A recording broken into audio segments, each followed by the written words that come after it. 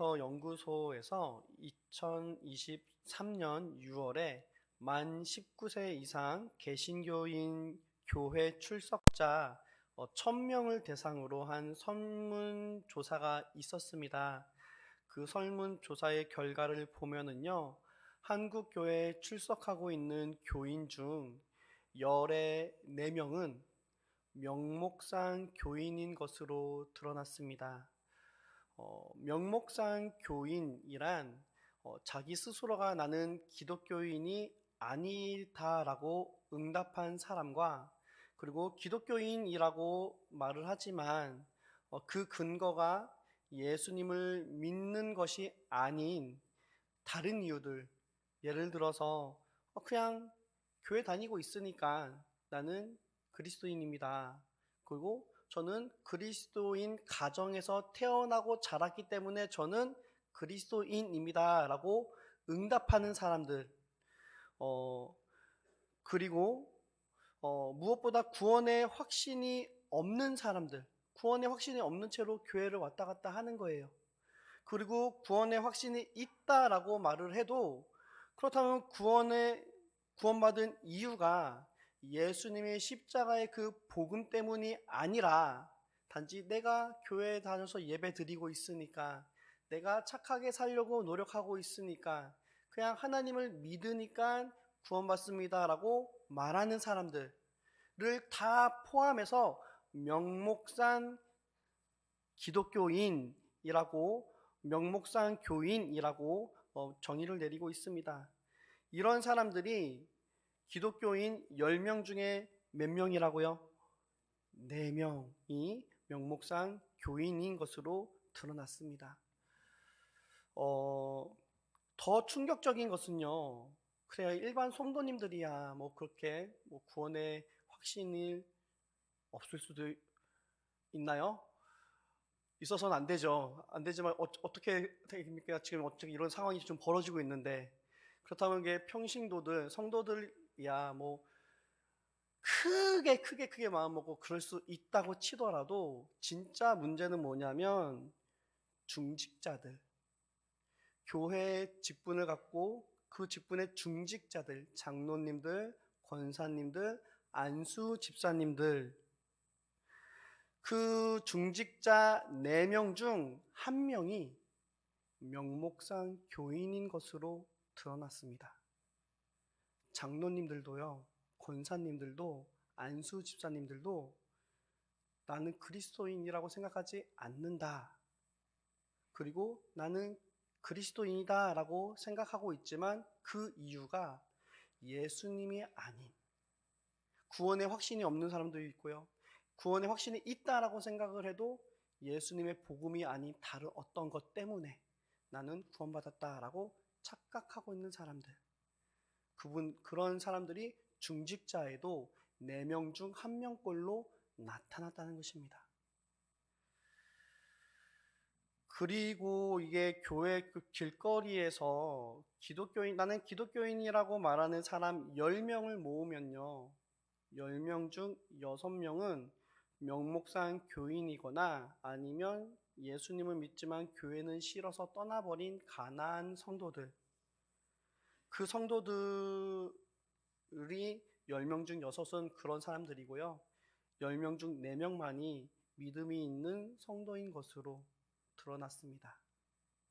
과반 이상이 지금 건강한 신앙을 갖고 있지 못하다는 것이 이번 설문조사를 통해 드러나게 된 것입니다. 이런 상황 속에서 한국교회가 여전히 이 시대 가운데, 이 사회 안에서 희망이 될 수 있는가 생각을 해보게 됩니다. 지금 우리 한국 사회는 극심한 갈등과 극심한 우울증에 빠져서 내일을 희망할 수 없는 그런 영적 암울한 상태에 빠져 있습니다. 젊은이들 사이에서는 마약이 지금 흥행하고 있죠.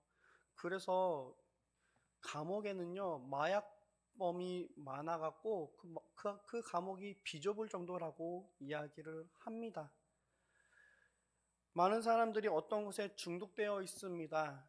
음란에 중독되어 있고요. 술에 중독되어 있고 도박에 중독되어 있고 그리고 마약에 중독되어 있습니다. 그렇게 하지 않으면 그 사람들은 뭐 이 현실을 도피하기 위해 현실에서 답이 없기에 그 사람들은 세상적인 방법으로 죄의 방법으로 지금 엉뚱한 것에 사망의 방법으로 답을 찾아가면서 몸부림치고 있는 이 사회가 우리 한국 사회인 것입니다. 그런 상황 속에서 어, 방금의 이 설문조사는 참 우리에게 경각심을 주기에 부족함이 없는 것 같습니다. 이런 상황 속에서 우리가 이 시대를 온전히 살아가고 있는가, 우리 한국교회가 이 시대를 온전히 감당해 가고 있는가, 우리는 어떻게 하면 이 시대를 감당하며 이 시대 가운데 그럼에도 불구하고 여전히 교회가 희망임을 나타내 보일 수 있는가 고민을 하게 됩니다. 이런 고민 속에서 오늘 본문인 에베소서 말씀을 보면 사도 바울의 기도가 담겨 있습니다. 당시에 에베소 교회가 처한 상황이 현재 우리 한국 교회가 처한 상황과 그렇게 크게 다르지 않는 것 같습니다. 에베소 교회는 사도 바울이 아굴라, 브리스길라 부부와 함께 세운 교회입니다. 요한계시록에서 나오는 7 교회 중 첫째 교회가 바로 에베소 교회일 정도로 초대교회 사회에서 영향력이 있었던 교회인 것이죠. 에베소의 교회가 세워진 것은 사도 바울이 2차, 3차 전도 지역 당시에 에베소 전도를 통해 그 땅에 교회가 세워지게 되었습니다. 에베소 도시는 당시 로마의 영향에 있었던 사람이라면 모르지 않을 정도로 유명한 도시였습니다. 그것은 로마의 행정구역이었고 소아시아의 수도로서 상업과 교통의 요충지였을 뿐만 아니라 당시 로마의 종교, 사상, 철학 등의 중심지이기도 하였습니다. 그 중에서 이 에베소 도시를 하면은 가장 먼저 그 당시 사람들이 떠올릴 것은 아데미 신전이었을 것입니다. 이 아데미 신전이 매우 유명했는데 당시 고대 세계 7대 불가사의 중에 하나로 불릴 정도로 엄청난 규모와 위용을 자랑하던 신전이었습니다. 그리고 에베소는 지리적 여건 때문에 이방인 풍습과 이 악한 우상의 숭배, 이 철저한 이 우상 숭배의 문화와 사상과 철학이 가득했던 곳이 에베소 지역이었습니다. 그곳에 사도 바울이 복음을 전하였고 그곳에 에베소 교회가 생겨난 것입니다. 사도 바울이 에베소 교회를 복음을 증거하고 54년 선교 후에 이제 에베소 교회를 떠나게 되었을 때 사도 바울은 그 지역에 남겨져 있는 그 교회가 염려되었습니다. 왜냐하면 자신이 보기에도 그 에베소 교회 지역에 충만한 그 이방적인 문화와 우상 숭배의 문화, 그 영적으로 음란한 그 모든 것들을 사도 바울은 이미 알고 있었기 때문입니다. 그래서 사도행전 20장 29절과 31절에 보면은 사도 바울이 자신의 에베소를 떠난 후에 일어날 일들에 대해서 걱정하며 권면하고 있는 내용이 나오는데요. 사도행전 20장 29절과 31절 말씀에 보면 내가 떠난 후에 사나운 이리가 여러분에게 들어와서 그 양떼를 아끼지 아니하며 또한 여러분 중에서 제자들을 끌어 자기를 따르게 하려고 어그러진 말을 하는 사람들이 일어날 줄 내가 아노라 말하고 있습니다. 그래서 그들에게 권면하는 내용은 그들을 분별하고 막아내기 위해서 그러므로 너희가 일깨워 내가 3년이나 밤낮 수고하지 않고 눈물로 각 사람을 훈계하던 일을 기억하십시오. 권면을 합니다.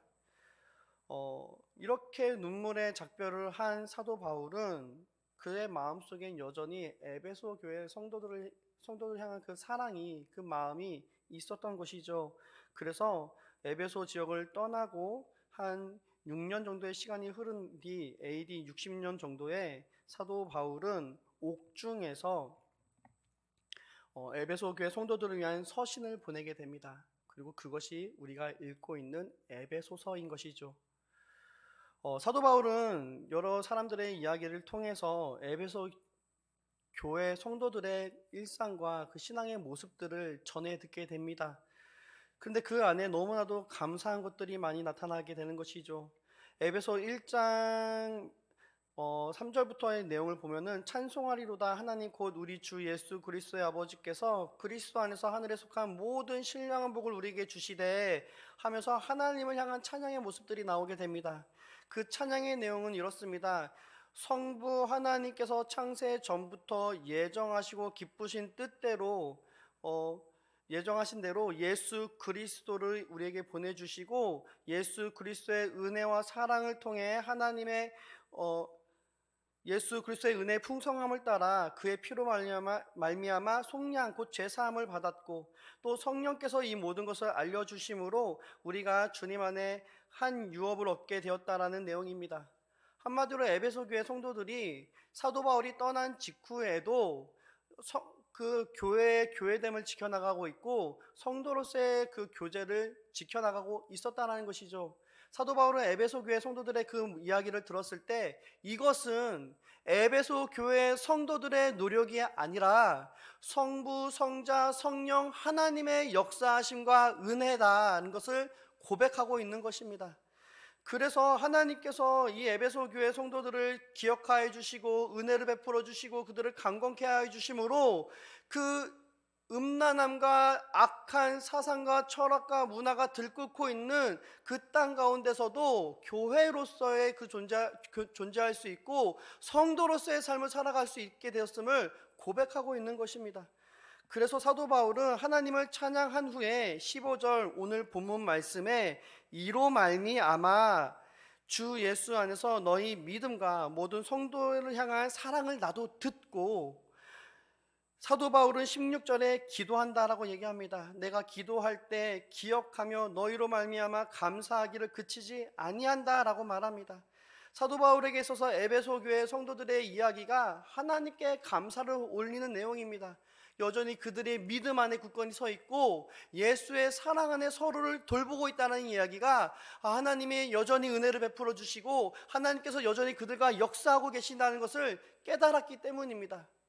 그래서 사도 바울은 기쁨으로 에베소 교회 성도들에게 내가 너희를 생각할 때마다 내 안에 너희로 인해서 감사하기를 그치지 아니하고 기도할 때마다 너희를 기억하고 있다라고 말하고 있습니다.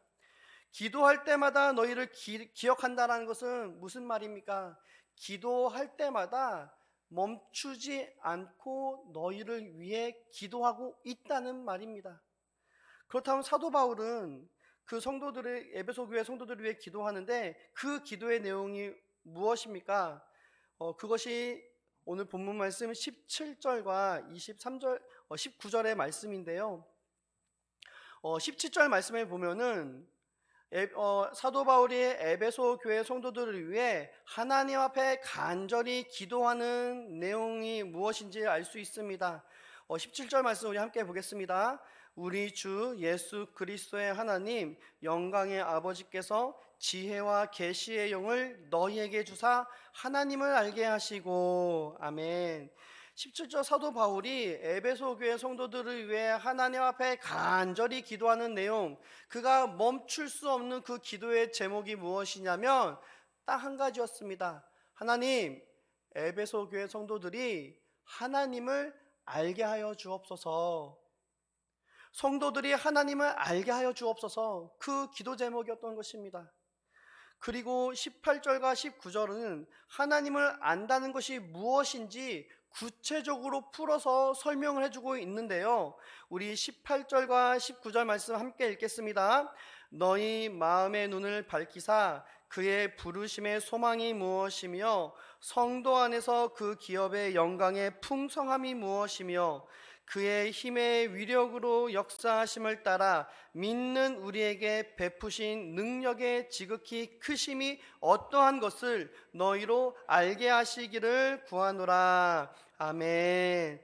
사도 바울이 하나님을 알게 하여 주옵소서 말하면서, 그렇다면 하나님을 아는 것이 무엇인지 그것이 구체적으로 말하고 있는 내용이 세 가지로 요약할 수 있습니다. 첫 번째는요, 하나님의 부르심의 소망이 무엇인지를 알게 하여 주옵소서.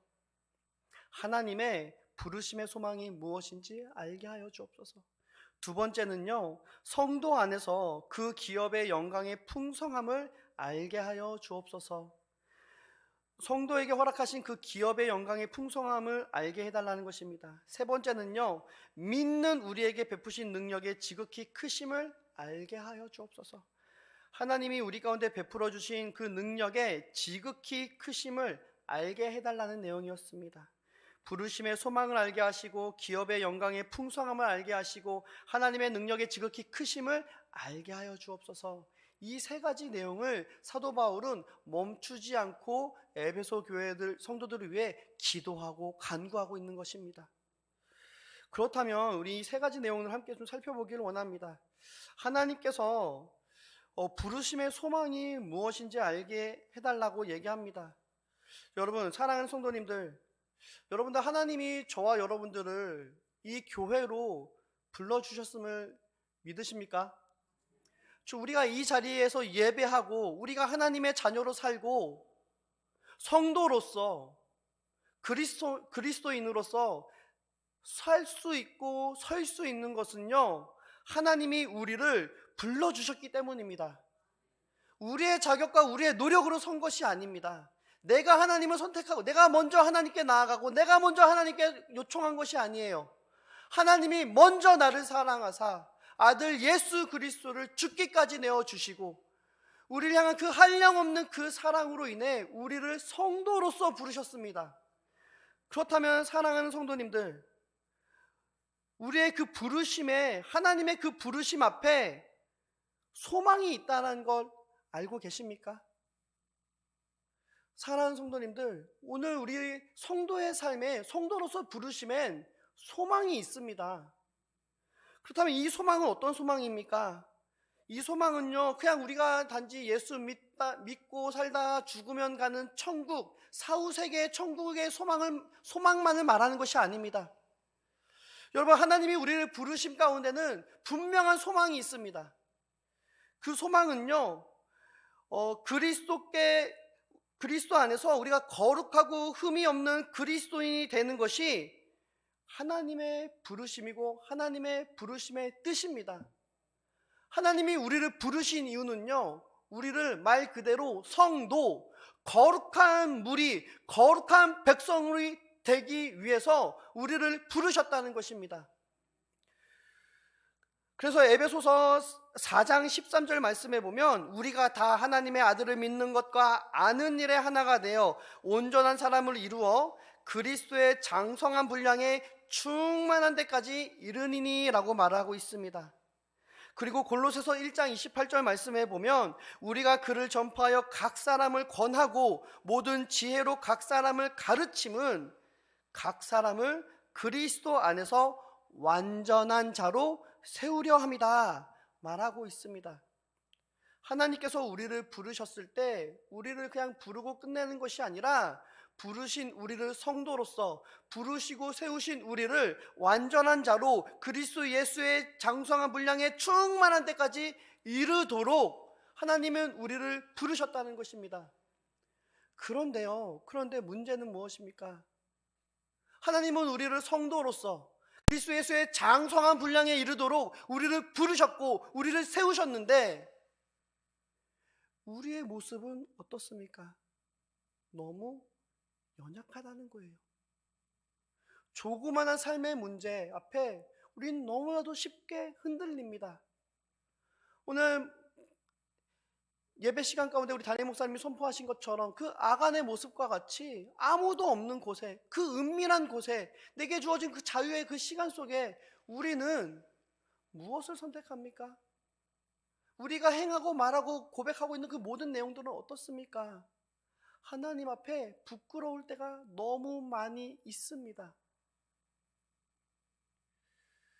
그런 우리가 깨달아야 깨닫고 알아야 되는 것이 있습니다. 바로 하나님이 우리를 부르셨을 때 우리 가운데 허락하신 소망이 있다라는 거예요.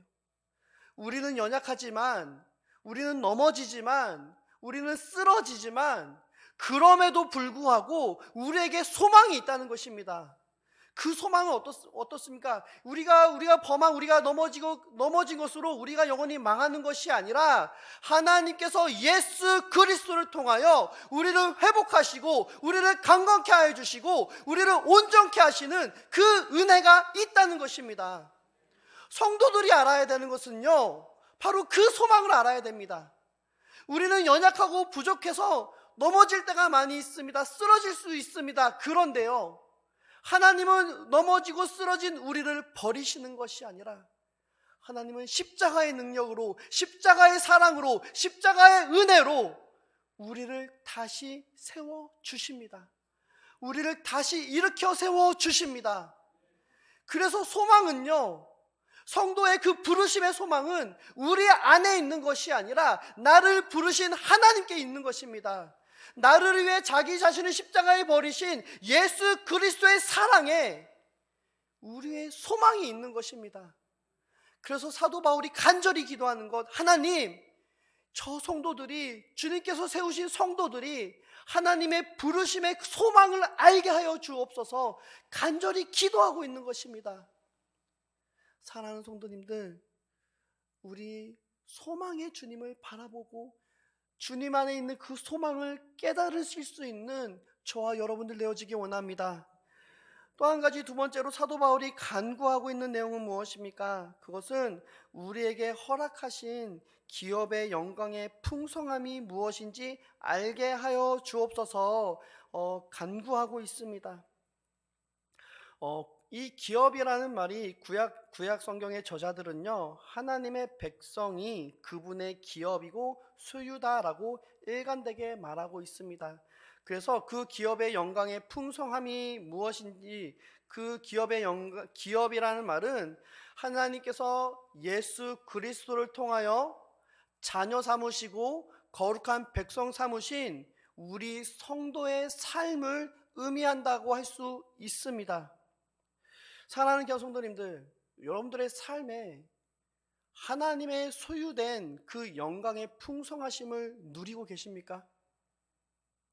여러분들의 삶의 모습을 보고 바라볼 때 우리가 떠올려야 되는 것이 무엇이냐면, 우리를 부르시고 우리 가운데 허락하신 기업의 영광의 풍성함이 어떤 것임을 우리는 알아야 된다는 거예요.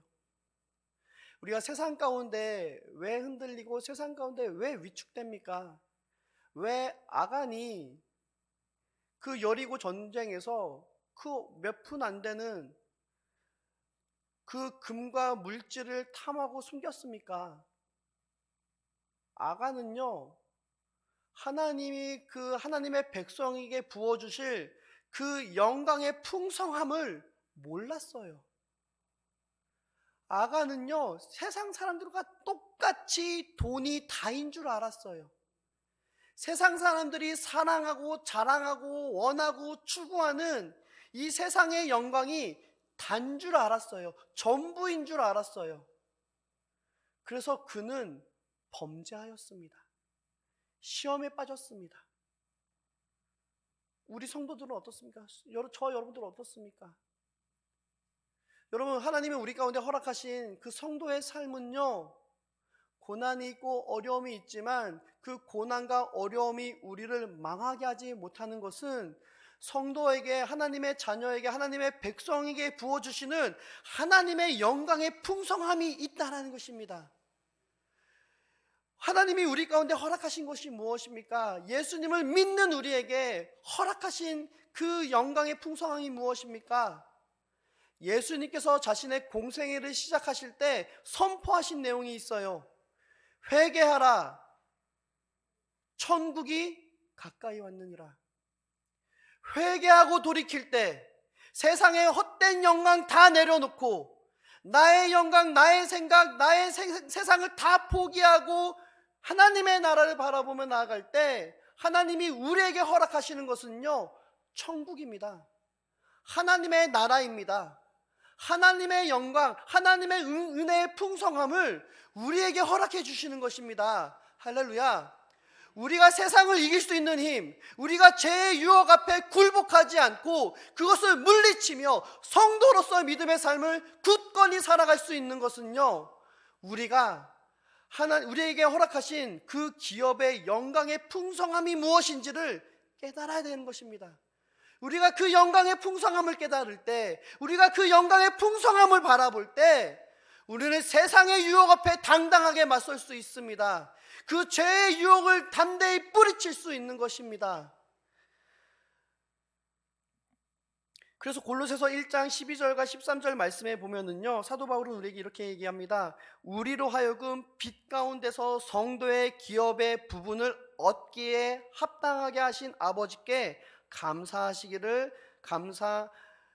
하시기를 원하노라. 그가 우리를 흑암의 권세에서 건져내사 그의 사랑의 아들의 나라로 옮기셨느니라. 하나님이요, 예수 그리스도를 통하여 저와 여러분들의 삶을 하나님의 나라, 그 사랑의 아들의 나라로 옮겨주셨습니다.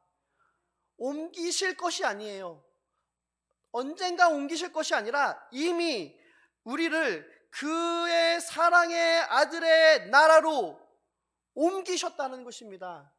하나님의 나라가 이루어지는 것은, 하나님의 영광의 풍성함을 누릴 수 있는 것은 오늘 지금 예수 그리스도를 믿고 의지하며 살아가는 우리의 삶의 자리 가운데 허락하신 은혜입니다. 사랑하는 성도님들, 그 영광의 풍성함을 깨달으시기 바랍니다. 그 영광의 풍성함을 바라보시길 바랍니다. 그리고 마지막으로 사도 바울이 간구하는 내용이 무엇입니까? 그 힘의 위력으로 역사하심을 따라 믿는 우리에게 베푸신 능력의 지극히 크심을 알아야 한다 말하고 있습니다. 말이 엄청 길죠. 말이 이렇게 긴 이유가 있어요. 사도 바울은 지금 하나님의 능력의 초월성을 다 표현하고 다 설명해 주고 싶어서 자신이 사용할 수 있는 능력이라는 말과 가까운 모든 단어를 다 동원하고 있는 거예요. 그래서 이 네 가지 헬라어 동의어를 다 사용하고 있는데, 영어로 발전기, 이 다이나모와 유사한 디나미스, 이것은요, 의도한 것을 성취하기 위해 이용되는 힘을 말합니다. 그리고 역사하심으로 번역된 에네르기아는 활동 중인 힘, 그에게 충만한 힘을 말하고 있습니다. 즉 에너지인 것이죠. 그리고 힘으로 번역된 이스퀴스는 힘이나 능력을 말합니다. 그리고 위력이란 말의 크라토스는 타고난 힘 또는 체력을 말하고 있습니다. 이 한마디로 하나님이 가지고 있는 모든 능력, 모든 힘, 모든 권세, 모든 것을 총동원해서 무엇을 하고 계신다는 거예요? 하나님이 모든 능력과 모든 역사하심과 모든 에너지를 가지고 우리로 하여금 하나님을 믿을 수 있게 한다라는 거예요. 우리는요, 우리의 힘으로 믿는 게 아니에요. 내 힘으로 믿는 게 아니에요. 저는 믿음이 약해가지고, 저는 믿음이 연약해갖고 쓰러집니다. 그게 비겁한 변명이 되는 이유는 뭐냐면, 그 믿음은 하나님이 모든 능력과 모든 은혜와 모든 힘을 동원해서 우리로 하여금 믿을 수 있게 하신다라는 거예요. 우리는 하나님의 능력으로 믿는 것입니다. 하나님의 은혜로, 하나님의 능력으로 예수가 그리스도이심을, 예수가 생명 되심을, 예수가 우리의 주인 되심을 믿는 것입니다. 사도 바울은 이것을 성도들에게 말하고 싶었던 거예요. 하나님의 모든 능력을 동원해서 하나님이 우리를 성도로서 믿음의 삶을 살아가게 하신다라는 거예요. 그러면서 사도 바울은 무엇을 말하고 있냐면 20절과 22절에 놀라운 이야기를 합니다. 우리 20절과 우리 22절 말씀 함께 읽겠습니다. 시작.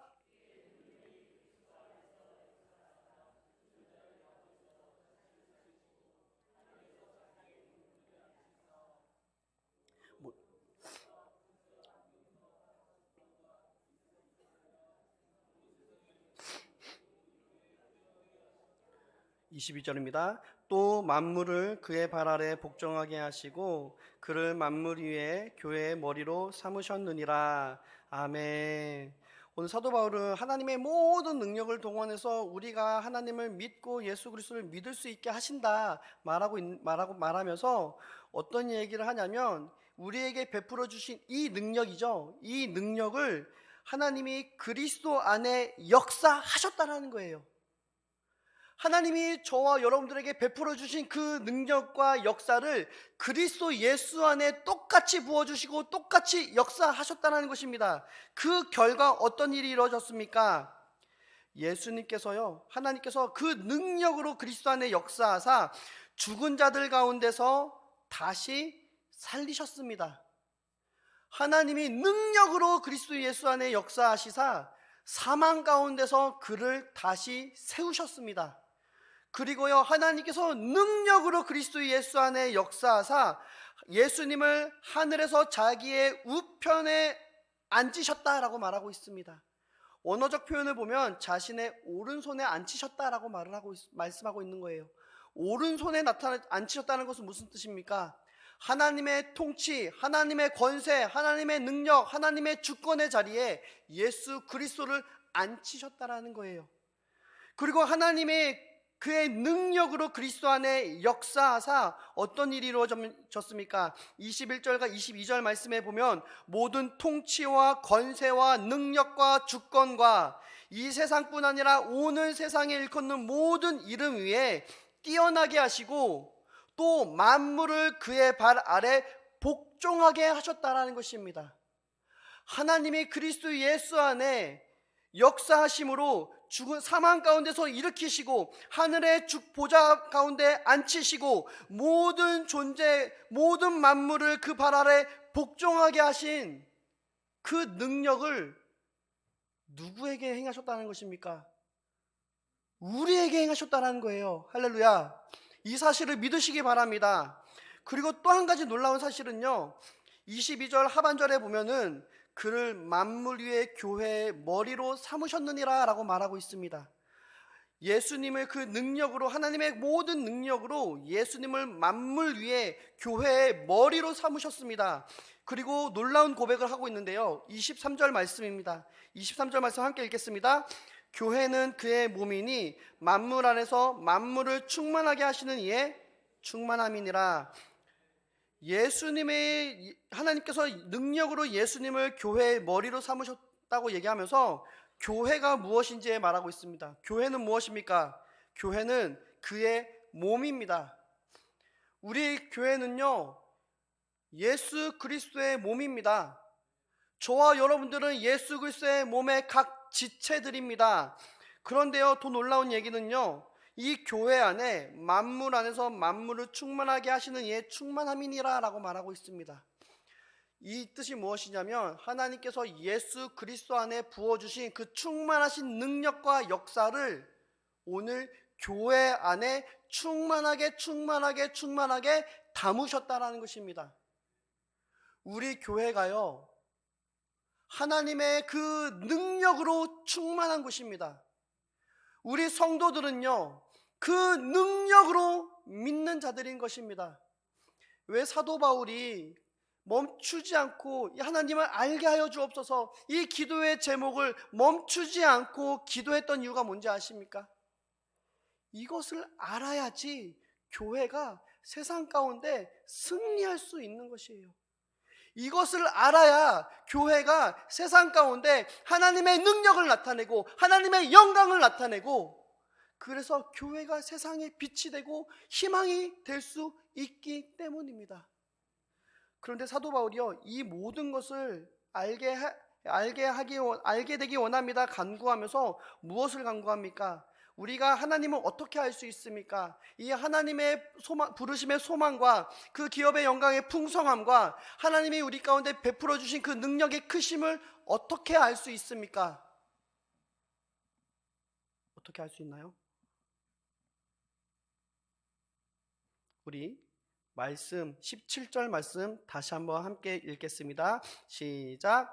우리 주 예수 그리스도의 하나님 영광의 아버지께서 지혜와 계시의 영을 너희에게 주사 하나님을 알게 하시고. 간절히 간구하는 하나님, 우리에게 무엇을 주옵소서 간구하고 있습니까? 지혜와 계시의 영을 너희에게 주사.